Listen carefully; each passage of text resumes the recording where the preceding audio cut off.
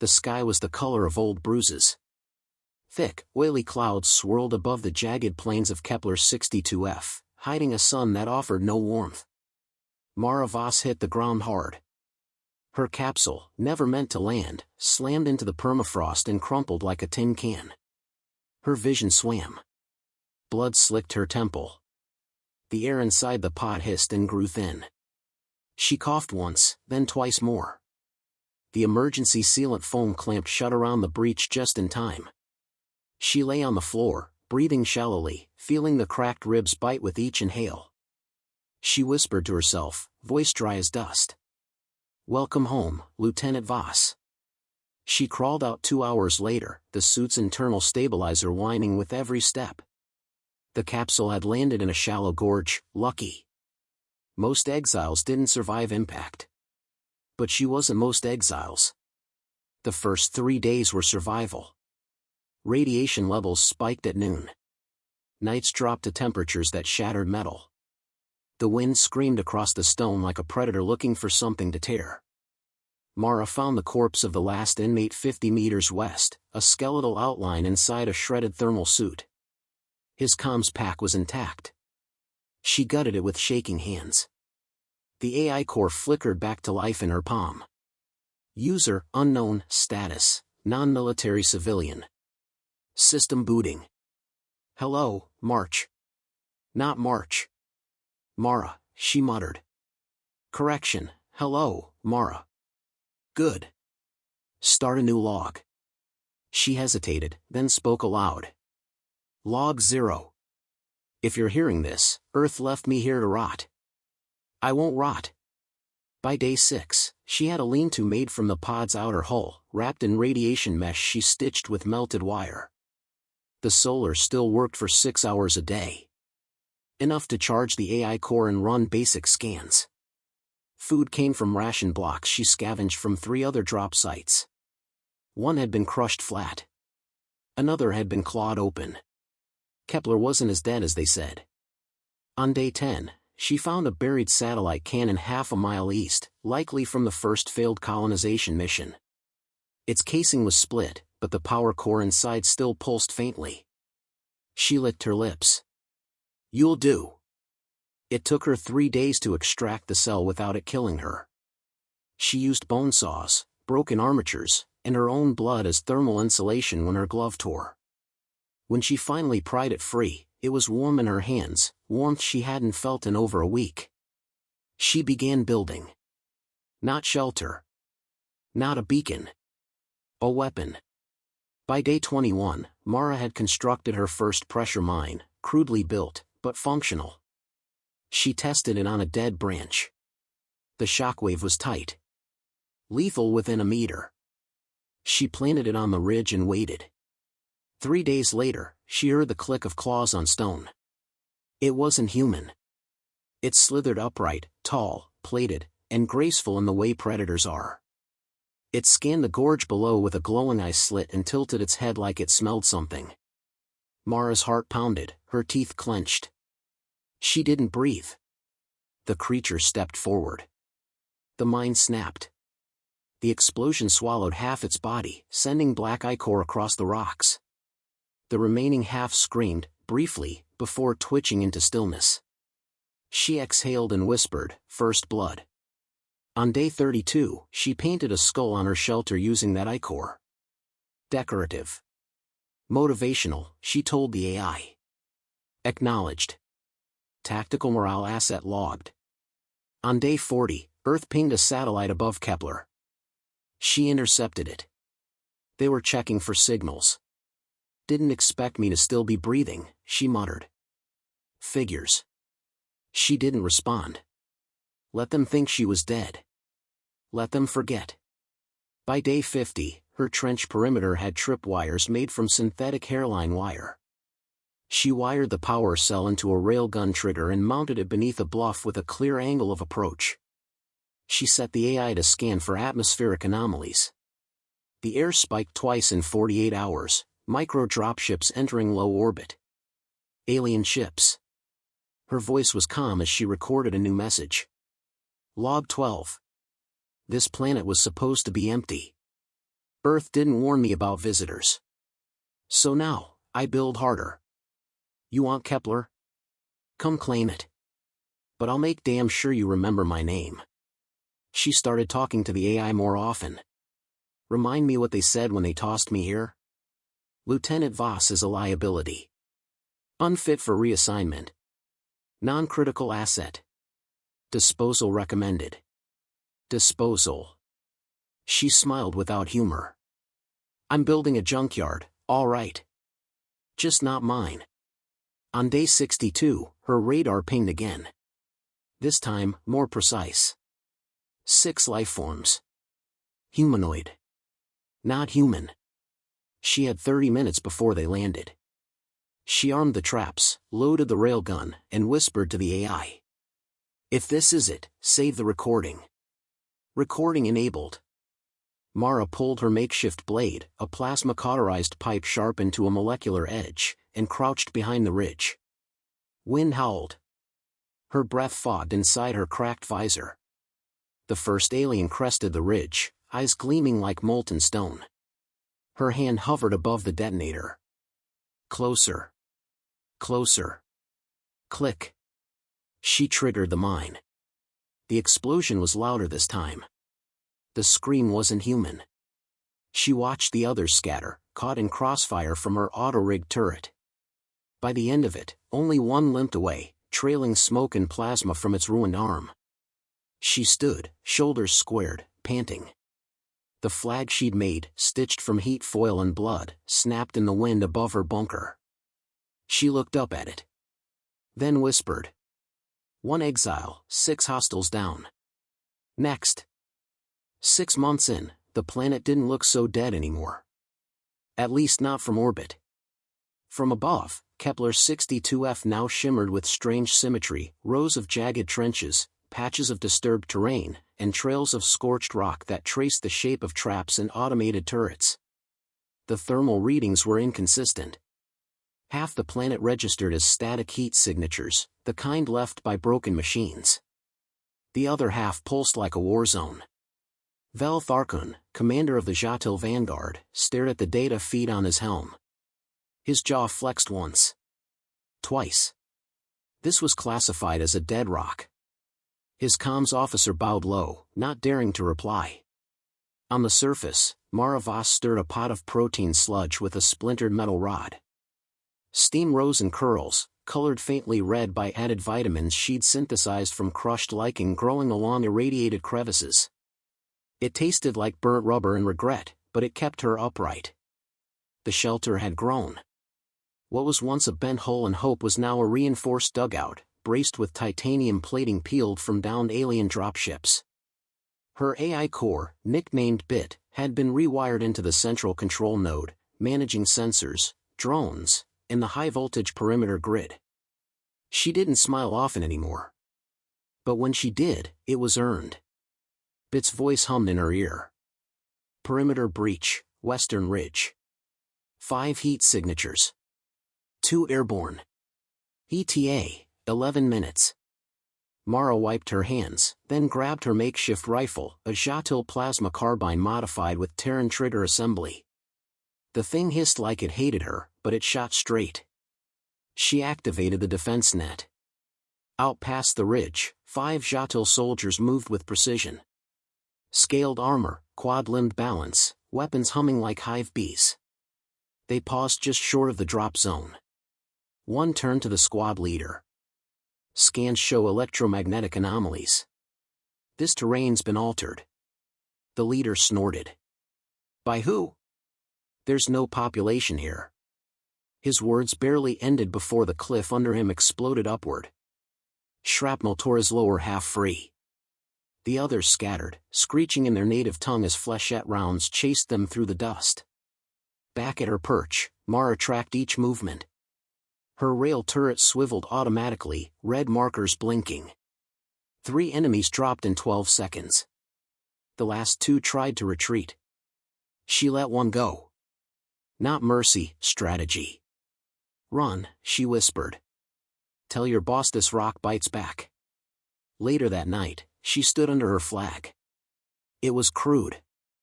Made from stitched survival tarps, alien plating, and a stripe of red from her own blood, dried into the cloth. It whipped in the wind from the top of her makeshift tower, a fusion core spire that once powered an orbital cannon. Bit lit the base of it with a soft glow. The wind carried no songs, but the silence felt like a choir. Log entry, notched kill count updated. New total, 19. She etched a fresh mark into the flagpole with her knife. 19 enemies. 0 allies. She whispered to the dark, still here. Orbit side, Commander Vel Tharkun was no longer curious. He was offended. This cannot be one of theirs. The humans are tribal, reactive. Not strategic. His officer dared a correction. Satellite intercepts confirm human weapon signatures. Modified. But consistent. Vel's slitted eyes narrowed. Then we'll flush it out. Burn the surface if we must. No primitive builds traps of that complexity without a network. Find the base. But, sir. Find it. Mara heard their strategy change before she saw it. Their next drop didn't come with soldiers. It came with drones, fast, insect-like, and built to scout. They zipped low, scanning thermals and bouncing signals across the terrain like hounds sniffing blood. She didn't fight them directly. She let them wander. She fed them lies. Decoy heat pads and empty bunkers. Scrambled audio signals that played ghostly laughter. One drone followed a false trail straight into a sulfur vent she'd rigged to ignite. Boom. Another went silent, caught in an electromagnetic pulse web she'd harvested from their own fallen tech. Every drone they lost cost her nothing. Every one that returned gave them more of the wrong map. That night, she stood over her growing graveyard of alien metal and stared at the stars. You wanted me forgotten, she said to no one. Now your enemies know my name. She crouched, carving another log into her journal pad. Log 31. Flag still up. Drones are dead. The big ones'll be next. Back on the command vessel orbiting Kepler 62F, Vel watched the feed go dark again. This is impossible. It's one operative, his advisor murmured. One human. No, Vel growled. It is a symptom. A virus. This planet is infected. What should we do? Vel's answer came sharp. We descend. Full force. Mara sat beside a cracked power cell, her rifle across her knees, gaze steady on the black sky. Bit whispered. New transmission detected. Encrypted military packet. Source, Jatil flagship. She tapped a key. The alien language scrolled across the screen. Her translation matrix struggled, then aligned. Begin surface cleansing protocol. Eradicate infection. Claim planetary assets. Destroy resistance. She exhaled slowly. So this was it. They're coming. Confirmed. Fleet movement suggests coordinated strike within 48 hours. She looked at her hands, scarred, calloused, but steady. There were no reinforcements. No cavalry. Just her. That would be enough. At sunrise, she walked to the base of her tower and planted something new. A second flag. This one smaller, wrapped tightly around a steel rod. A backup. In case the first fell. In case she didn't rise again. The wind picked up. The cloth fluttered. And Kepler 62F, once dead and forgotten, now wore color. Human color. The sky broke first. A thin black line split the horizon, too straight, too fast. Dropships, dozens of them, descended like knives. Their engines roared with contempt. Mara stood beneath her flag, wind tearing at her patched jacket, eyes locked on the incoming swarm. She didn't flinch. Bit, confirm how many? 36 confirmed dropships. 3 carrier class. Estimated deployment, 200 infantry, 8 war mechs. Lovely. She turned, walked into the bunker, and activated every defense system she'd buried, bolted, and wired by hand. Lights flickered to life. Turrets unfolded from hidden slots. Pressure mines armed in sequence. This wasn't just a trench anymore. It was a war zone. The first wave landed east, near the gully she'd salted with nano-shrapnel.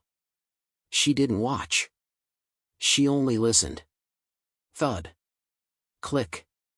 Boom. Screech. Silence. She checked the kill log. New tally, 5. Bit's voice buzzed low. Outer perimeter failing. Enemy breaching northern ridge. Mara grabbed her rifle and sprinted. The ridge overlooked a narrow pass, choked with rock and fortified with anti-personnel spikes. A war mech climbed the slope, four-legged and plated in obsidian alloy. Plasma cannons swiveled as it advanced, cutting into the stone with surgical bursts. Mara ducked behind a steel slab, aimed, and fired once, straight into the cooling vent she'd studied from salvaged schematics. The mech's core cracked. It imploded in a burst of white heat, vaporizing 2 alien foot soldiers behind it. She dropped the rifle, heart hammering. Another notch. No time to celebrate. Vel Tharkin landed with the third wave, wrapped in ceremonial armor, a flex of power. He strode across the battlefield with 4 escorts, eyes scanning the chaos below. They resist with strategy, he muttered. Not instinct. One of his guards clicked nervously. No communication detected. No squad chatter. It's 1 unit. Vel turned slowly. What? 1 human. Alone. His jaw tensed. Impossible. Inside the command pit, Mara injected her arm with a stimulant. Her vision cleared. Pain receded. Blood from a shoulder wound clung to her sleeve, but she had no time to bleed. Bit pulsed on the monitor. Core reactor at 27%. EMP payload armed. Radius, 1.4 kilometers. Hold it, she muttered. She wasn't ready to die just yet. The dropships started to fall. Not from the sky, but into her traps. Trip mines chained in sequence, one detonation feeding the next. A canyon collapsed entirely under a carrier, swallowing it whole. Screams echoed through the open comms as enemy ranks fractured. Mara moved through smoke and ruin like a ghost, firing precise shots, setting new charges, never still for more than seconds. She wasn't just fighting. She was leading something bigger than herself, an idea carved into the earth with blood and wires. Finally, they found her. Vel Tharkin stepped into the bunker's outer ring, stepping over corpses, claws clicking softly. He expected madness. Instead, he found order, welded steel, symmetrical designs, a glowing AI node in the corner, blinking calmly. And her, human, scarred, face blank but unbroken, aiming a rifle square at his heart. "You're the virus," he said. "No," she replied. "I'm the vaccine." He laughed once. "You think your species can win?" She didn't smile. "I'm not here to win. I'm here to cost you everything." He lunged. She fired. They wrestled in the dust, his claws slicing fabric, her knife carving into his plated skin. He roared. She spat blood. The bunker shook as her last mines triggered outside. Above them, the second flag burned. Mara kicked free, grabbed the EMP detonator, and shoved herself upright. Her lungs were failing. Her left leg dragged. Vel rose too, limping now, bleeding from the jaw. She held up the trigger. "This planet was dead," she said. "You should have left it that way." He charged. She pressed it. White light swallowed the battlefield. The EMP burst pulsed outward, crushing electronics, overloading implants, frying exosuits. Vel screamed as his armor locked and failed, his limbs spasming mid-charge. Dropships plummeted. Mechs froze and toppled like statues. And Mara fell. She awoke hours later, buried in silence. No gunfire. No engines. Just wind. The AI core beside her blinked erratically. Damage, core integrity compromised, recording saved. She crawled from the wreckage on hands and knees. The sky was still dark, but the silence held a different weight now, like the planet was holding its breath. She looked up. The smaller flag, the backup, was still standing. Torn. But proud. She sat beneath it, breathing in shallow gasps, and pulled a knife from her boot. One last notch. 73. Months later, a Terran recon team landed on Kepler 62F. They found wreckage, ash, and silence. But also, trenches. Traps. A ruined but brilliant defense grid. Dozens of alien corpses. Melted war mechs. Crashed dropships. And one flag. Human-made. Stained in blood and soot. A report followed. Kepler 62F is under unofficial human control. Unknown operative eliminated hostile force. No surviving resistance encountered. Territory marked. Proceed with caution. No body was recovered. But the legend spread, quietly at first. About a dead world that bore a flag. About an exile who turned into a sovereign. About a kill count that kept rising, long after she stopped recording. They called it the Ghost Protocol. Any planet where a lone human reportedly held off a superior force was to be quarantined until strategic clarification. No contact. No recovery teams. No answers. Kepler 62F was sealed. But stories slipped through. They always did. 6 months after the blackout, a covert research vessel broke orbit. Not military. Civilian-funded. Aboard was Dr. Elin Rai, exoarchaeologist and data forensics analyst. She wasn't looking for glory. She was looking for truth. Approaching Kepler perimeter, her pilot said, voice tight. All scans flatlined. Just like the others. Elin stared at the monitor, blank. No EM fields, no heat patterns, no biosignatures. But as they descended, she saw something that didn't match the files. Structures. Scattered, incomplete, but clearly engineered. Trenches still intact. Towers made from composite alloys no local fauna could shape. Even a signal tower, burnt, but still standing. Get me down there, she whispered. They landed on scorched ground near the central ridge. The moment her boots touched the dirt, she felt it, something different. Not fear. Not presence. Impact. She moved carefully, documenting with lenses and drones. The AI signal tower bore burn marks and plasma scoring, but still blinked faintly. She approached it and connected her system. Core record detected. Encrypted user, Mara Voss. Do you wish to access final log? She hesitated. Yes. The log opened. Mara's voice crackled through degraded files, worn by time and fire. Log 46. If you're hearing this, I'm gone. Or asleep. Or worse. Doesn't matter. Kepler 62F isn't empty anymore. It has a name now. One I gave it, Bastion. Not for me. For what's coming. They'll come again. You think this was it? One wave, one battle? Nah. This was their test run. But now they know. That humans don't die quietly. So if you're listening, stranger, you've got two choices: walk away and say this place killed everyone, or stay, and build with what I left you. Your call.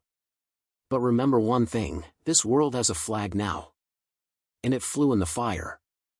The log ended. Elin stood frozen. The voice still echoed in her ears, calm, final, true. Later that day, they found the secondary bunker. Buried, collapsed in places, but protected. Inside, wreckage. Tools. Makeshift weapons. Improvised tech far beyond what Mara should have had access to. But the strangest find was a wall. Etched into its surface were names. Not of people. Of places. Old dead planets. One's Earth had written off. And next to each, a symbol. A spark. Elin stepped back. She wasn't just fighting, she whispered. She was recruiting. Weeks passed. Her team returned with the data. But the footage leaked before it could be locked down. The legend reignited. Every soldier who'd lost someone. Every exile who vanished. Every rogue engineer, outcast scientist, runaway pilot, they all saw themselves in her. And something began to stir across the black. In a mining colony on Carver 6, workers painted a red streak on their helmets. In the ruins of Dimos Station, scavenger gangs stitched flags onto their jackets, black and silver, blood on the edge. A pirate fleet in the Quill Nebula renamed themselves the Bastards of Bastion. And on a dead moon orbiting Vescari Prime, a human refugee lit a flare into the sky. Not for rescue. For rally. Earth noticed. Too late. Their mistake hadn't been abandoning Mara Voss. It was assuming she'd vanish quietly. 3 months after Elin's discovery, a Jatil scout ship intercepted a distress call near a decayed trade lane. The message was short. This is Bastion Outpost 3. You are trespassing. Leave or be marked. The ship didn't respond. 3 hours later, it was gone. Inside a growing network of dead worlds, a signal beacon flickered to life. Its rebuilt AI core pinged active across deep space channels. New protocols. New command. Initiate Bastion Protocol, Generation 1. Far from the politics of Earth, in the silent dark of Kepler's 62F, the second flag still stood. Tattered. Scorched. But upright. Beneath it, someone had carved fresh words into the baseplate. We were sent to die. So we learned how to live without permission.